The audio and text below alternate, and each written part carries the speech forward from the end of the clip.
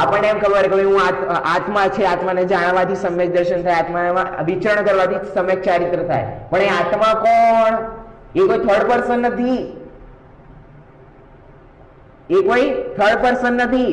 એટલે 3 વાક્યમાં શું લખ્યું છે? પહેલા હું. ફીલ ક્યાં થવું જોઈએ? હુંમાં. પણ આપણને શેમાં ફીલ થાય છે? આત્મામાં. પણ આત્મા કોણ? એટલે આપણને મહિમા છે એ વાક્યની મહિમા આવી ગઈ, એ વાણીની મહિમા આવી ગઈ. અને વાણી શું છે? પૂતગલ દ્રવ્યની પર્યાય નથી. વાણી શું છે?